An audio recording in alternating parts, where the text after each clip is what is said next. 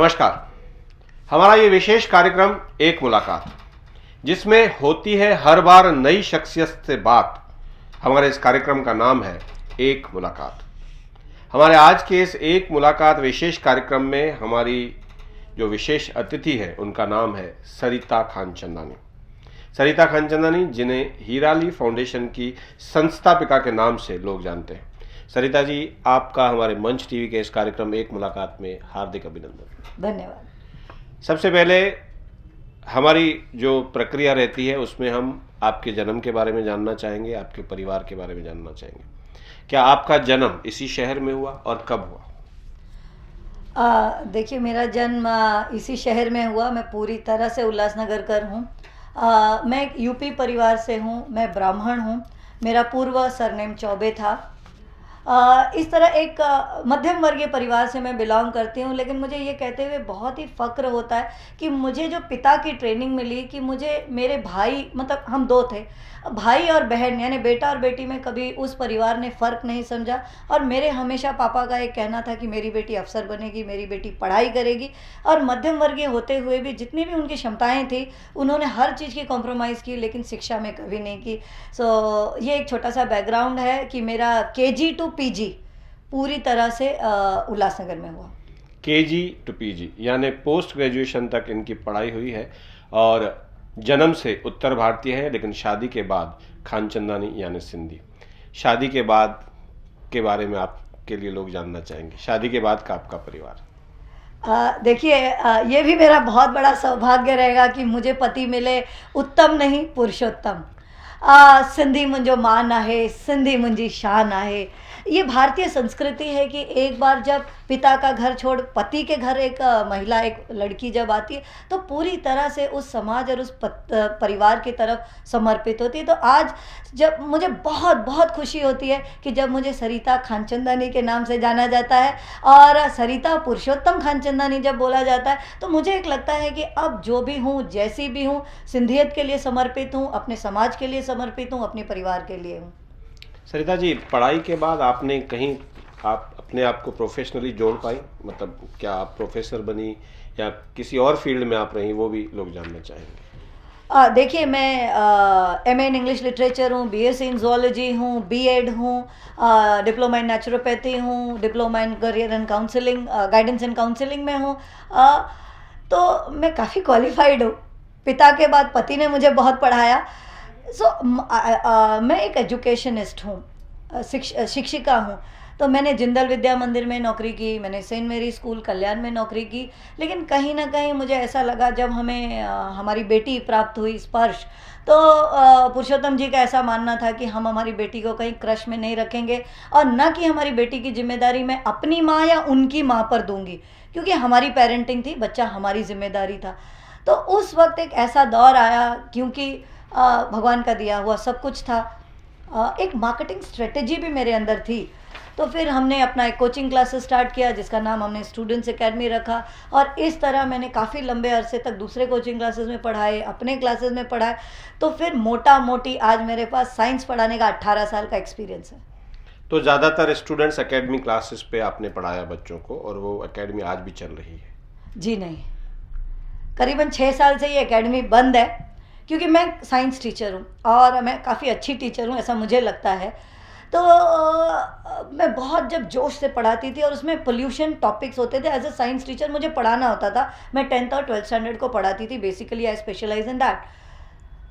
पढ़ाते पढ़ाते पढ़ाते मुझे कहीं ऐसा लगा कि आज मैं उस जगह पे खड़ी हूँ जहाँ मेरी दाल रोटी नहीं चलती, हम पूरी भाजी खाने की हैसियत रखते हैं। पुरुषोत्तम जी ने भी एक ऐसा दौर आया जब वो रक्षा मंत्रालय में थे, वो गैजेटेड ऑफिसर थे। लेकिन ट्रांसफ़र होने के बाद हम 3 जन का छोटा सा परिवार था। ट्रांसफ़र के बाद वो परिवार शायद टूट जाता। तो पुरुषोत्तम जी ने भी उस सरकारी नौकरी, उस अफसरगिरी का परवाह न करते हुए VRS ले लिया और उन्होंने इमीडिएट लॉ प्रैक्टिस चालू कर दिया। तो ऐसी कुछ घटनाएं हमारे साथ बहुत ही सुखद घटी और मुझे एक आत्म मंथन हुआ कि व्हाट आई एम डूइंग, अगर मैं एक साइंस टीचर हूँ और मैं सिर्फ थियरी पढ़ा रही हूँ और मैं डे बाय डे वो गणपति उत्सव जो मैंने अपने बचपन में देखा था और वो गणपति उत्सव जो मेरी बेटी अपने बचपन में देख रही है वो बहुत ही अलग हो चुका है। तो कहीं ना कहीं एक प्रैक्टिकल्स करने का टाइम आ गया था और धीरे धीरे हमने अपना कोचिंग क्लासेस बंद कर दिया। आज मैं पूरी तरह पर्यावरण को समर्पित हूँ। तो कोचिंग क्लासेस जो कि प्रोफेशनल लेवल पे चलते थे, जिसमें जीविका भी चलती थी, आजीविका जो रूटीन ब्रेड एंड बटर का एक माध्यम भी था, साथ ही साथ बच्चों को तालीम देने का भी एक माध्यम था, वो बंद हुए। वो बंद होने के बाद प्रैक्टिकली आपने प्रदूषण के मामले में क्या किया, ऐसा कदम क्या था और किस तरह से 6 साल के अंदर आपने एकेडमी बंद करके इस प्रदूषण के मामले में स्टेप इन किया? किस तरह से कोई संस्था बनाई आपने? देखिए, आज करीबन हम 10वें साल में हिराली फाउंडेशन, ये मेरे हस्बैंड उनके माता पिता के नाम पर है, हीराबाई और लीलाराम। तो ये एक हमारी पेरेंटिंग थी कि पुरुषोत्तम जी ने अपने माता पिता को एक संस्था समर्पित की थी, हिराली फाउंडेशन, हीराबाई और लीलाराम के नाम से, जिसका मुख्य उद्देश्य एक्चुअली था हमें स्कूल खोलना था, क्योंकि मेरे पास कोचिंग क्लासेस की बहुत बड़ी जगह है, बहुत अच्छी लोकेशंस पे है और वो हमारी अपनी है, तो हमारे इन्वेस्टमेंट में कोई इशू नहीं था। प्लस मैं खुद क्वालिफाइड हूँ। तो ये हिराली फाउंडेशन 9 साल पहले उस उद्देश्य से खुला था कि इट विल प्रमोट एजुकेशन। लेकिन क्योंकि जैसे मैंने आपको बताया, एक पीरियड था जब पुरुषोत्तम जी एडवोकेसी में आ गए, हमारी बेटी बहुत जल्दी बड़ी हो रही थी, उसके भी कुछ कमिटमेंट्स थे जो मुझे निभाने थे, तो थोड़ा सा लेट बैक किया। तो मुझे ऐसा लगा जब तक मैं ये फॉर्मेलिटीज़ कर लूँ, जब तक मैं अपने आप को तैयार करूँ एक स्कूल खोलने के लिए, क्योंकि 100% टाइम देना था, बिकॉज मुझे एक स्पेशल स्कूल खोलना था, हैंडीकैप बच्चों के लिए खोलना था, नॉर्मल स्कूल नहीं खोलना था, तो थोड़ा होमवर्क ज़्यादा ज़रूरी था। तो उस दौरान मुझे लगा प्रदूषण एक ऐसा टॉपिक है जो मेरे दिल से है। फिर मैंने रिसर्च करना चालू किया, कानूनी प्रोसीजर्स पढ़ना चालू किया, और जब मैं कानून पढ़ती गई, सिंपल मैंने एनवायरनमेंट प्रोटेक्शन एक्ट पढ़ा, पर्यावरण संरक्षण कायदा पढ़ा, तो होश उड़ गए मेरे कि क्या लिखा है और क्या हो रहा है। फिर तो एक पता नहीं, शायद एक पढ़े लिखे जिम्मेदार व्यक्ति की शायद जो अंदर एक भावना होती है वो जगी, और मैंने लिखना चालू किया, लेटर्स से लिखना चालू किया, पर्सनल संपर्क करना अधिकारी से चालू किया। और ये शायद दीपक जी, मैं आपको जवाब नहीं दे पाऊंगी कि किस तरह ये प्रदूषण की लड़ाई शुरू हुई। ये ज़रूर 6 साल पहले हुई। ये एक्चुअली कम से कम, जिस तरह मैं कह रही हूँ आपको, 18 साल से मैं पढ़ा रही हूँ, तो जिज्ञासा जरूर थी मन में ये, लेकिन ये कब कैसे इतनी आगे तीव्र हो गई मैं नहीं बता सकती हूँ। और आज जो हो रहा है वो आप सभी के सामने है। सरिता जी, जब प्रदूषण की बात करते हैं तो कई सारी संस्थाएं हैं, कई इंडिविजुअल्स हैं जो प्रदूषण की लड़ाइयाँ लड़ते रहते हैं। सरकार भी कई बार अपने खातों के माध्यम से, अपने डिपार्टमेंट के माध्यम से, प्रदूषण हवा में भी होता है, कचरे की समस्या होती है, गैसियस जो क्लाइमेट में चेंजेस आती हैं, वो भी एक प्रदूषण होता है। वायु प्रदूषण को अपनी संस्था का माध्यम न बना के ध्वनि प्रदूषण को ही क्यों? क्योंकि वहाँ पर कल्चरल प्रोग्राम है, क्योंकि अब आपके ऊपर पब्लिक की ओर से इस तरह की चर्चाएं हो रही हैं, क्योंकि ऑर्गेनाइजर्स प्रोग्राम ऑर्गेनाइज करते हैं, क्योंकि ऑर्गेनाइजर्स डिस्टर्ब होते हैं, क्योंकि ऑर्गेनाइजर्स प्रोग्राम करना चाहते हैं तो सरिता खानचंदानी के पाँव में जाके झुके, इसलिए साउंड पोल्यूशन के बारे में ही सरिता आगे आई। और किसी प्रदूषण के तो कई मामले हैं, उस मामले में आप आगे नहीं आई। साउंड, जब आप कभी आप किसी भाई साहब को जाके रोकती हैं, कभी आप मंदिरों में चली जाती हैं, कभी किसी की भावना को ठेस पहुंचाती हैं, और कभी आप सोचती हैं कि नहीं, सामने वाला अगर कोई कल्चरल प्रोग्राम ऑर्गेनाइज भी करता है तो आपके सामने आके झुके, ऐसा पब्लिक का मानना है। क्या कहेंगे आप इस बार? लास्ट लाइन पहले मैं आपको फर्स्ट लेती हूँ, भैया मेरे आगे कोई मत झुको, और न मेरी ऐसी कोई अपेक्षा है, न मैंने कभी किसी को कहा है। अगर ये उनकी धारणा है तो ये उनका अपना एक इमेजिनेशन, कल्पना होगी। बिल्कुल झुकाना और झुकने की कोई बात नहीं है। अब मैं आपके मेन क्वेश्चन पे आती हूँ। जैसे मैं बार बार कह रही हूँ, मैं आज भी बात करती हूँ कि जो मेरा बचपन की जो गणपति उत्सव था, उसका मैं पूरा साल वेट करती थी, उसका प्रसाद, उसका सेलिब्रेशन, उसका एक महत्व अलग था। धीरे धीरे अर्बनाइजेशन बढ़ता गया, हमारे शहर की इकोनॉमी बढ़ती गई, तो ये इतनी मैं समझदार तो हूँ ना कि आज मुझे समझ में आ रहा है कि कंप्लीट उत्सव जो है वो कमर्शियलाइज्ड हो गया है, पॉलिटिसाइज्ड हो गया है, and it has become a pollution source. अब आपके स्पष्ट रूप पे मैं बताती हूँ। देखिए, मैं 5 फुट की छोटी सी महिला हूँ, हमारा बहुत सुखी परिवार है। मैं ब्लेस्ड हूँ कि मैं इतने सुखी परिवार से आती हूँ जो एक आराम और चैन की ज़िंदगी चाहते हैं।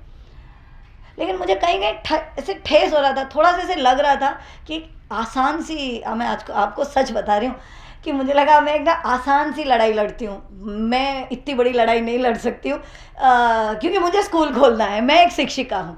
तो मैंने सोचा भगवान का नाम है, चलो मैं सबसे हाथ वाथ जोड लूँगी की देवाच्या नावावर एवढं तुम्ही हे जे करतात ते नाही करायचं। कारण पर्यावरण संरक्षण कायदा में लिखा है, एनवायरमेंट प्रोटेक्शन एक्ट में नॉइस पोल्यूशन रूल्स है। शुरुआत की मैंने पहला लेटर डीसीपी एक्स डीसीपी वसंत जाधव से मैं मिली 8 अगस्त 2014 को। शुरुआत होते गई किसी ने कुछ रिस्पॉन्स नहीं दिया, अवगढ़ है, ऐसे बहुत एमपी एमएलए से मिली, किसी ने नहीं बात सुनी मेरी। तो मुझे ऐसे लगा ये छोटी सी बात है, क्यों नहीं सुन रहे मेरी बात। तब मुझे डॉक्टर महेश बेड़ेकर से मैं मिली। ये मेरी कहीं कोई इसमें बात नहीं, जो आज आप दीपक जी मुझे कह रहे हैं ना, आज मैं आपके मंच द्वारा ये बताना चाहती हूँ कि ये हमारे जैसे जो बुद्धिजीवी हैं, हमारे जैसे जो पर्यावरण प्रेमी हैं, हमारे जैसे जो रिलीजियस हैं, महेश बेड़ेकर भी ब्राह्मण है, मैं भी ब्राह्मण हूँ, तो इसमें हिंदुत्व की कोई बात नहीं आती है। हम बात कर रहे हैं प्रदूषण की। डॉक्टर महेश बेड़ेकर ने ऑलरेडी 2010 में एक जनहित याचिका डाल रखी थी, जो जनहित याचिका सिर्फ और सिर्फ सार्वजनिक उत्सव के लिए थी, जिसमें 2 ही मुद्दे उन्होंने लिए थे कि जब सार्वजनिक उत्सव होता है तो पंडाल लगते हैं, पूरी की पूरी रोड, पूरा का पूरा चौक ब्लॉक हो जाता है। इसमें मैं आपको बता दूं, अगर हम फंडामेंटल राइट्स की जब बात करते हैं ना, तो ये फ्री रोड हमारे लिए है, दुख सुख लाखों लोगों के लिए है। उस रोड को ये लोग ब्लॉक कर देते हैं। और दूसरा, ध्वनि प्रदूषण धर्म के नाम पर होता है। तो कहीं ना कहीं मैंने सिर्फ क्या किया, मैंने डॉक्टर महेश बेड़ेकर को आपको खुद पता होगा कि टाइम्स ऑफ इंडिया में, लोक सत्ता में, लोकमत में, हर न्यूज़पेपर में ध्वनि प्रदूषण ध्वनि प्रदूषण ध्वनि प्रदूषण। तो उस तरह मैं आवाज़ फाउंडेशन के सुमेरा जी से मिली, मैं डॉक्टर महेश बेड़ेकर से मिली, मैं बहुत सारे एक्टिविस्ट से मिली जो मुझे क्लीन काम करने वाले मिले, और जो शायद लीगल फाइटर्स मिले। कभी कभी लोग मुझे बोलते आप धरना दे दो, आप भूख, मैंने भैया ये सब मेरे से नहीं होने वाला, Why should I be hungry for someone else? तो इस तरह मैंने 16 अगस्त 2016, यानी महेश बेड़ेकर की जो लड़ाई थी 2010 से 2016 तक चली, 16 अगस्त 2016 में 140 पेज का जजमेंट जस्टिस ओका साहब ने दिया। सिर्फ सार्वजनिक उत्सव और धार्मिक संस्थाओं में ध्वनि प्रदूषण न हो।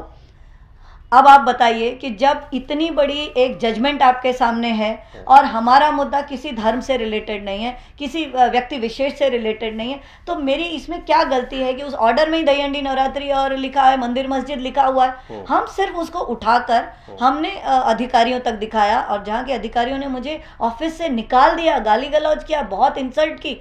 तो एक महिला होने के नहीं, यहाँ महिला और पुरुष की बात नहीं, एक नागरिक होने के नाते, एक शिक्षित होने के नाते, एक बुद्धिजीवी होने के नाते मैंने केस फाइल कर दिया। आज तक आपने जो भी किया है, और अगर पुलिस डिपार्टमेंट, पॉलिटिशियंस या फिर बड़े महारथी लोग भी कहीं ना कहीं आपके सवालों का जवाब नहीं दे पा रहे हैं, तो क्योंकि आपने कानून के दायरे के अंदर रहकर ही और सारी धाराओं को, कोर्ट के जजमेंट्स को सामने रखकर ही कोई भी लड़ाई लड़ी। मैं इंसानियत के नाते ये पूछना चाहता हूँ कि एक तरफ कोर्ट का ये आर्टिकल है कि आपकी संस्कृति बरकरार रहनी चाहिए, मंदिर में पूजा होनी चाहिए, दूसरी तरफ वहीं पास में रहने वाला एक व्यक्ति है जो कहता है कि आपके मंदिर की आरती कहीं ना कहीं मुझे डिस्टर्ब कर रही है। तो इन दोनों बातों के बीच का रास्ता क्या है एक इंसानियत के नाते? इंसान, देखिए, ये हेल्थ इशू पे जाता है। जैसे अमृत वेला, ये जो शब्द है ना, ये हर संस्कृति में, हिंदुओं में भी हम 3-4 बजे उठकर, अमृत वेला का मतलब सिमरन करना, ये अपने अपने ईश्वर को अपने अपनी तरह से याद करना, यही अजान की बात है। जो 5 बजे वो लोग उठकर अल्लाह को याद करते, तो यही गुरुद्वारे में होता है कि वो उठकर गुरु नानक देव जी को, और यही चर्च में चलता है जिसे मॉर्निंग मास कहते हैं। और आप इसकी जब डिटेल स्टडी करेंगे तो इन सभी का टाइम 4 और 5 के दरमियान होता है। देखिए दीपक जी, मैं हिंदू हूँ, जब मेरे हिंदू धर्म में, मेरे हिंदू भाई बहनों में कुछ कमी है तो मैं पहले उनको सुधारूंगी ना, मैं एक उंगली उन पर उठाऊंगी ना। मैं जब कहने जाऊँ आप मुझे ये कहते हैं, और जब मैं मुस्लिमों को कहती हूँ तो वो बताए तुमची आपकी गणपति देखो कितना आवाज़ करती है, आपकी नवरात्रि कितना आवाज़ करती है, मैं चुप हो जाती हूँ। क्योंकि भारत हिंदू प्रधान देश है, ऑब्वियसली हम मेजॉरिटी में हैं, एक 20% 18% मुस्लिम है, तो ये मुस्लिम कम है, हम ज़्यादा हैं। हमारे 30 त्यौहार 365 दिन चलते हैं, उस पे से जो तड़का पॉलिटिकल लगा है ना, कमर्शियलाइजेशन एंड पॉलिटिसाइजेशन, हर एक उत्सव में बड़े बड़े बैनर स्पॉन्सरशिप रहती है। तो यहाँ आप विचार करिए, इसमें धर्म की कहीं कोई बात नहीं आती है। सरिता जी, सार्वजनिक तौर पर जो भी साउंड ध्वनि प्रदूषण होता है, चलिए, क्योंकि आप एक बुद्धिजीवी हैं, आपने कानून के दायरे के अंदर रहकर बातें की है, मंच टीवी के माध्यम से हमने आपकी बातें जो आपके मन में है वो कह डाली। एक सवाल ये है कि सार्वजनिक स्थान छोड़कर कभी आप किसी मंदिर के अंदर भी घुसी हैं, कभी किसी मस्जिद के अंदर भी घुसी हैं कि आप अंदर अपनी संस्कृति, अपनी जो आरती, अपने जो नाद है वो भी बंद करो, कभी आपने ऐसा किया? आई थिंक आप चालिया साहब मंदिर का ये कह रहे हैं। देखिए, उस टाइम मैं जब दर्शन करने गई थी, मेरा ऐसा कहीं कोई इरादा नहीं था। 40 दिनों में थोड़ा सा समय का भी अभाव होता है मुझे, तो और मेरी फैमिली और हम तीनों इतने बिजी हैं कि हमारा टाइम नहीं जम पाता। तो मेरी फ्रेंड साथ में थी, पुरुषोत्तम जी नहीं थे, मैं चली गई और उस वक्त 12:30 बज रहे थे। सीनियर भैया लाइन के खुद वहाँ पर थे, वो इतने डर गए कि उन्होंने खुद ही बंद कर दिया। सो देखिए, अगर कहीं कानून है वो सबके लिए है, और अगर बिना बोले ही कोई रेस्पेक्ट देता है, कोई बंद कर देता है। और विशेष बात, ऐसा कुछ नहीं कि उन पे केस हुआ, जहाँ की मैं खुद थी, उनको 12:30 बजे तक बजा रहे थे। अगर केस होता तो आप शायद बोलते कि मैंने कंप्लेंट की, मैंने ट्वीट किया या मैंने कुछ किया। अगर वो इतने समझदार खुद हैं और उन्होंने खुद बंद कर दिया, तो ये बात अप्रिशिएट करनी चाहिए। मेरी तरफ से कभी किसी के लिए भी कोई टीका टिप्पणी नहीं थी। मतलब आजकल इन दिनों आप पुलिस डिपार्टमेंट के लिए भी लेडी सिंघम बनी हुई है। ओ, मुझे मालूम नहीं, अभी वो आप लोग को मालूम, पुलिस को मालूम। आप जाती हैं तो हमने सुना है ऐसा कि कमिश्नर भी कहता है कि सरिता कांचनदानी आई तो कुछ न कुछ अभी एक्शन करना पड़ेगा। ऐसा आपको कैसे महसूस होता है? इन दिनों पुलिस आपकी सुनती है, पहले नहीं थी, अभी सुन रही है, ऐसा है? नहीं सुनती है। आपको किधर लगता है ऐसा? अभी भी नहीं सुनती है? मुझे नहीं मालूम। अगर सुनती होती तो अभी नए पिटिशंस कुछ अभी डाले हैं, कुछ बहुत प्रोसेस में हैं, डालने हैं। देखिए, मैं अधिकारियों को हमेशा ये कहती हूँ कि हम एक साधारण आम नागरिक हैं, हम बदलाव नहीं ला सकते। हम जाएंगे तो हम मार खाएंगे, हम जाएंगे तो हम पे एलिगेशंस लगेंगे, लेकिन आपको भगवान ने उस पोजीशन पे बना दिया है कि आप बदलाव ला सकते हैं। पॉलिटिकल प्रेशर बहुत ज़्यादा पुलिस पर है, अधिकारियों पे, कॉरपोरेशंस पे है, एमपीसीबी पे। So they are not doing it जितना उनको करना चाहिए। और क्यों सरिता के प्रेशर में करना? वही काम वो प्रेशर में आके करते हैं, मेरा नाम लेके करते हैं। उन्होंने मुझे, अगर आप सिंघम वर्ड दे रहे हैं तो ये वैसे ऐसा कुछ नहीं है, बट मेरा नाम लेके नहीं करना चाहिए। उन्हें खुद की ये है मुद्दा है, समझाना चाहिए। आपको मैं बता दूं, हर वर्ष दिवाली, दही अंडी, गणपति और नवरात्र के पहले एक बहुत बड़ी मीटिंग्स होती है मंडलों की। इस मंडल का ये भी हाईकोर्ट के आदेश के बाद हुआ है कि आप समझाएं। क्योंकि मुझे ना एक हमेशा सावित्रीबाई फुले इनका एक मैं एग्जाम्पल लेके चलती हूँ कि जब महिला शिक्षा नहीं होती थी, जब राजा राम मनमोहन रॉय विडो रीमैरिज की बात करते तो उन्हें पत्थर मारा गया था, लेकिन उन्होंने समझाया और आज कोई सोचता ही नहीं है विडो की रीमैरिज नहीं होनी चाहिए। इनफैक्ट ससुराल वाले अपनी बहू की शादियाँ करवाते हैं। आज महिला, जैसे मैंने कहा कि मैं एक बेटी हूँ या मुझे आज एक बेटी है, तो हम कभी ऐसे सोचते नहीं बेटा बेटी। तो इस तरह क्यों हम बदलाव नहीं ला सकते? जो बदलाव ला सकते हैं, कहीं ना कहीं आपने उनके पास शिकायतें की हैं, और शासन प्रशासन जैसे पुलिस डिपार्टमेंट ही कई बार एक्शन लेने में बहुत देर कर देता है। ऐसा एक मामला इन दिनों आपके बारे में चर्चा में है कि आपने किसी एक शिव सैनिक पर कोई मामला दर्ज करवाया था, उसकी FIR काफ़ी विलंब के बाद दर्ज हुई है। इस बारे में आप क्या कहें? मैं कुछ नहीं कहना चाहूँगी, इसका जवाब पुलिस ही दे सकती है। मैंने इमीडिएट कंप्लेंट कर दी थी, मैंने इमीडिएट एविडेंसेस दे दिए थे।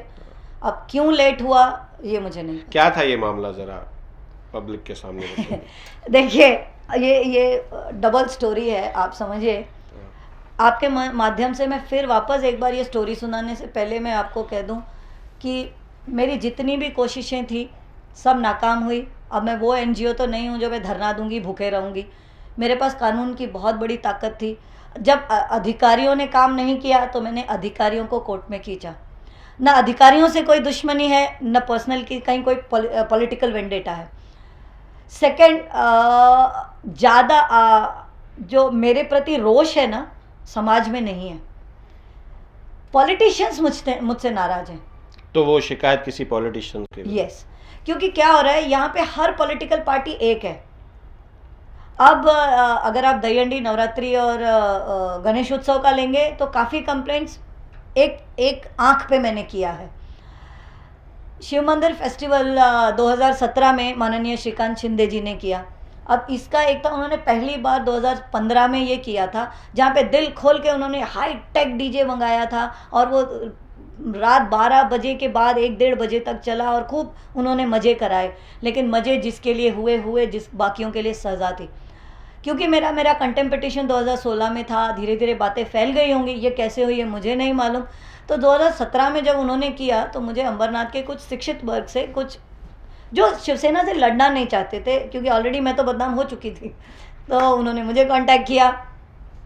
मैं एक बात के लिए रोकूंगा। आप कह रही हैं कि जब भी ऐसे सार्वजनिक कार्यक्रम होते हैं तो किसी एक के लिए मज़े होते हैं, दूसरे के लिए सज़ा होती है। तो जिनके लिए सज़ा होती है वो क्या आपके साथ आते हैं? आपकी किसी शिकायत में वो सिग्नेचर करते हैं? आपके द्वारा कोर्ट में दायर की गई किसी भी पिटीशन पे वो साइन करते हैं कि उनके लिए वो सज़ा थी? ये ज़रूरत नहीं है, कायदे से जरूरत नहीं है। लोकमान्य तिलक एक थे, गांधी एक थे, मुझे बैसाखी की जरूरत नहीं। अगर देखिए मैं 10 जन को साथ लूं तो मैं 10 जन के टाइम के लिए रुकूं।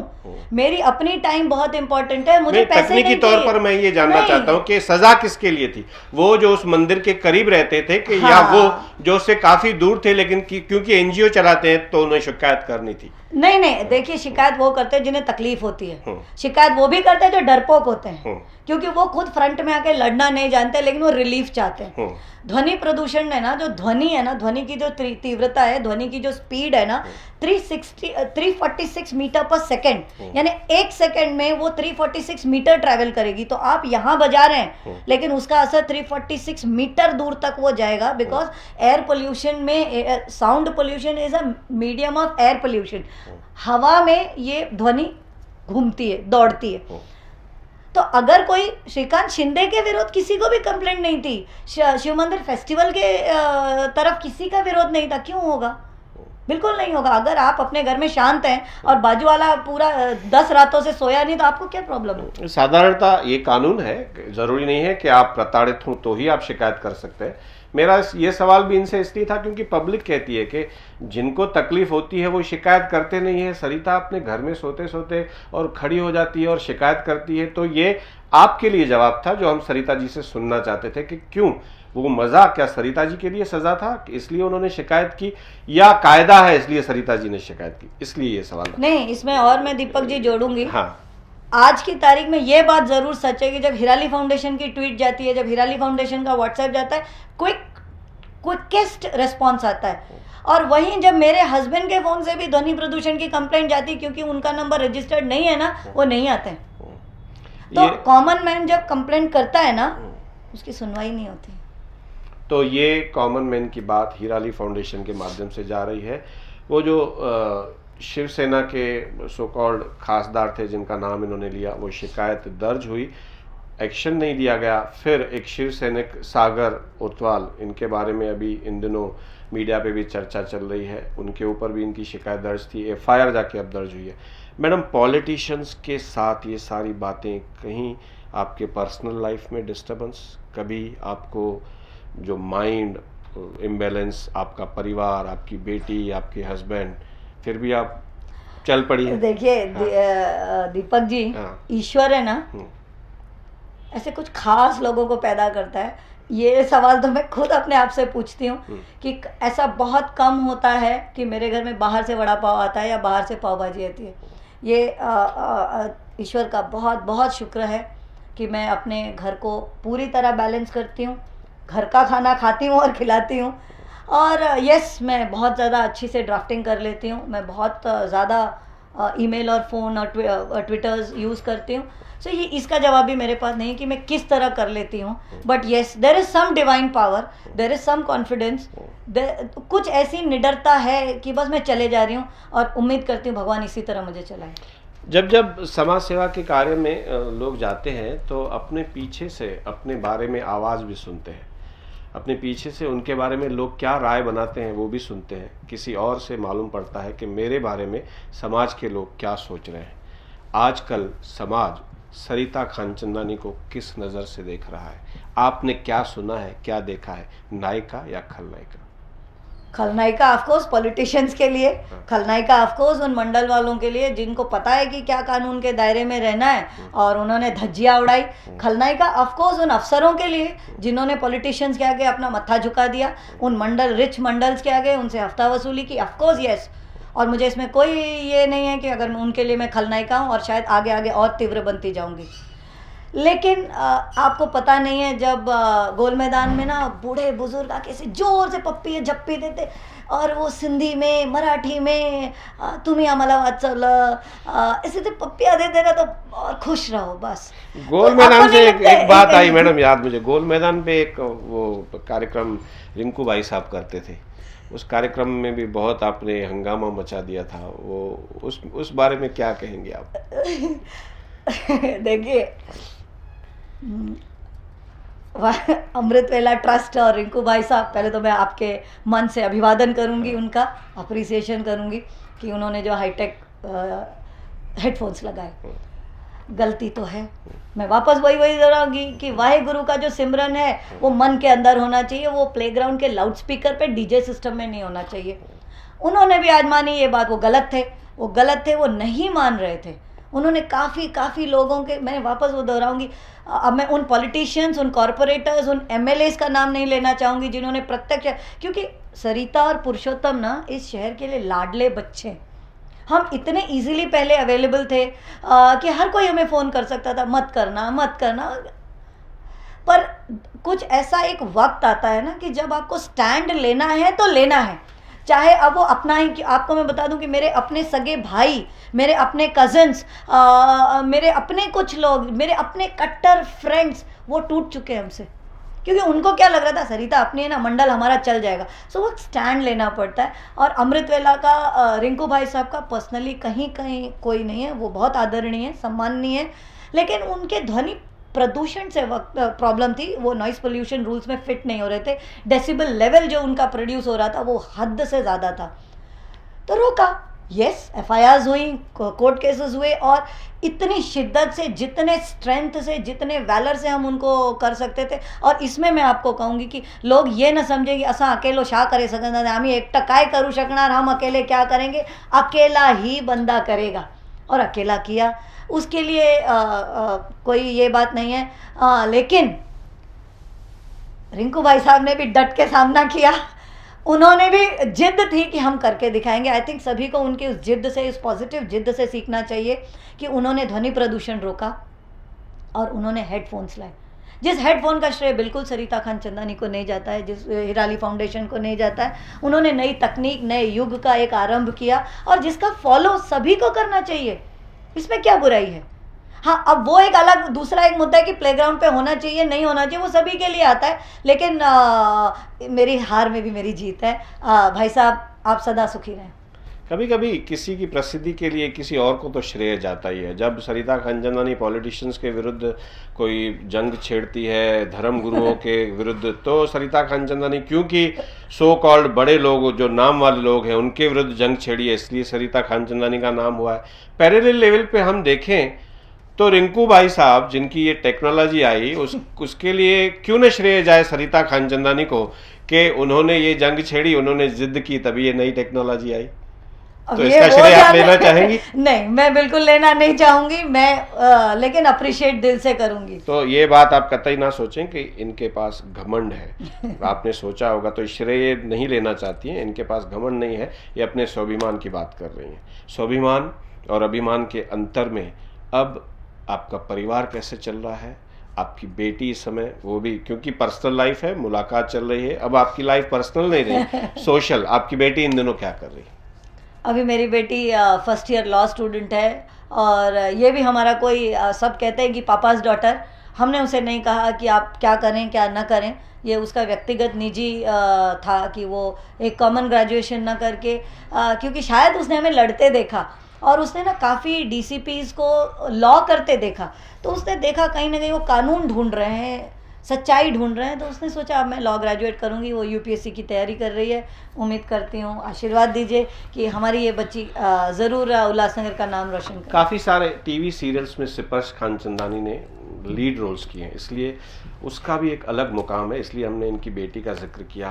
अब पर्सनल लाइफ और सोशल लाइफ, इसमें जो आप उद्देश्य लेके चल रही थी कि हीराली फाउंडेशन बनी है एजुकेशन के लिए और एक स्कूल जो आपने कहा कि हैंडीकैप्स के लिए, तो कहीं ना कहीं ये प्रदूषण की लड़ाई, ध्वनि की लड़ाई, उस सपने को, उस उद्देश्य को पीछे तो नहीं छोड़ा है?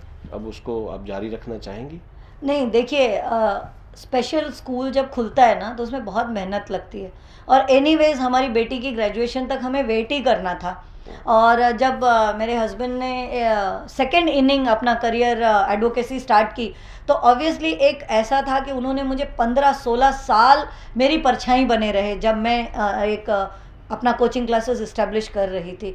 हमारी बच्ची बहुत छोटी थी, क्योंकि बहुत ही नामचीन एक्ट्रेस थी मेरी बेटी, तो काफ़ी प्रोजेक्ट्स थे, मुंबई आना जाना होता था। तो मतलब एक बेटी और एक माँ और पत्नी का मुझे बहुत बड़ा जिम्मेदारी था। तो वक्त वैसे भी मुझे रुकना था, मैं पहले भी आपको बोल चुकी, क्योंकि प्रदूषण एक ऐसा मुद्दा, धीरे धीरे धीरे साइंस स्टूडेंट हूँ, जिम्मेदार हूँ, लीगल नॉलेज आता गया, तो मैं कहीं रुकी नहीं। और वो ये जंग में कैसे बदल गया ये मुझे भी नहीं पता। ये जंग जारी रहेगी कि कहीं ना कहीं बिंदास, जारी रहेगी? यस, जारी रहेगी। बिंदास तरीके से बोलने वाले एक मुलाकात की शख्सियतों में एक और नाम का शुमार हुआ आज सरिता खानचंदानी से हुई मुलाकात। जाते जाते एक रैपिड फायर सेक्शन करते हैं। कुछ सवाल मैं आपसे पूछूंगा, एक शब्द में या एक लाइन में, जिसके जवाब तुरंत बिना किसी सोचे दिल से आपको जवाब देने हैं। जी।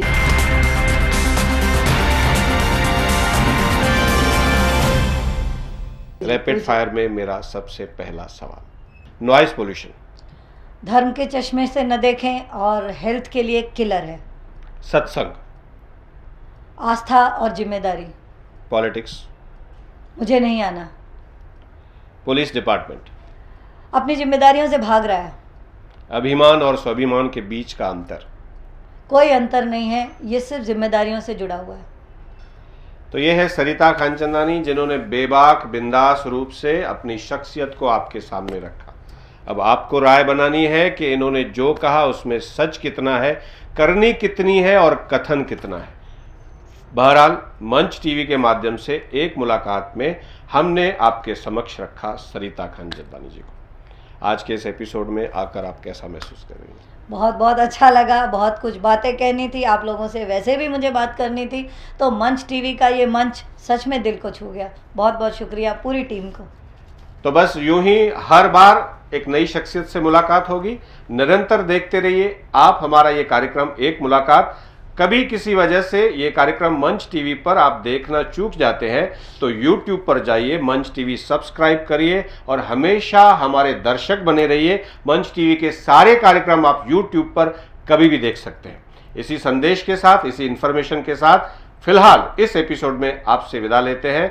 फिर मिलेंगे अगले एपिसोड में एक मुलाकात में किस और नई शख्सियत के साथ। धन्यवाद।